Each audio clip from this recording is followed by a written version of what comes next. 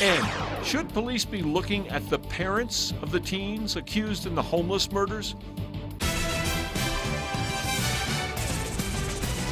A lot of people have asked, where was the parenting as these teens roamed the streets in the middle of the night, terrorizing the homeless? It is rare, but New Mexico prosecutors have charged parents who've let their kids run wild to commit crimes. So could it happen in this case? News 13's Chris McKee has the answer. He's live off West Central at the scene of the murders. Chris? Kim and Dick, we know there were warning signs with these teens. One of them even told police that they had been terrorizing the homeless for months. But all of it may not be enough to hold the parents accountable. The families of Gilbert Tafoya and Nathaniel Carrillo watched as the two teens and their friend Alex Rios faced a judge today on charges they bludgeoned two homeless men to death in a dirt lot off West Central. But once again, what's the comment? No comment, no comment. The teens' families dodged cameras, giving no explanation for their boys' actions for a crime that's left many wondering. My question would be, who failed these kids? How did they get to this point?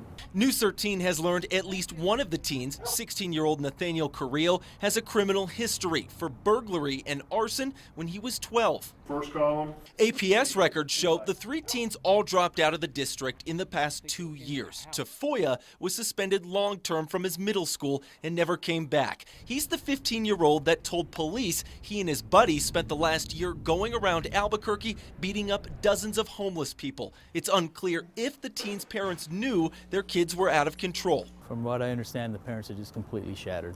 At this point, though, APD says it isn't investigating the teens' parents for negligence. District Attorney Carrie Brandenburg also told News 13 that in 15 years in office, she's never charged parents for letting their teens run wild, and to charge parents, she would need evidence to prove that they knew about the criminal behavior and didn't do anything about it. And defense attorney Osama Rashid says he agrees. It would be hard to charge parents for losing control of their kids. I think the legal system is sort of reluctant to just willy-nilly charge parents when their children do bad things, because human beings act on their own impulses.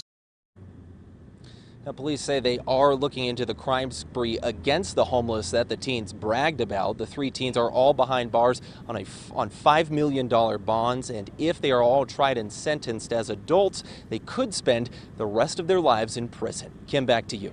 Okay, thanks, Chris. Now, earlier this year, a 15-year-old boy's mother was charged with child abuse resulting in death after her son was charged with murdering a friend.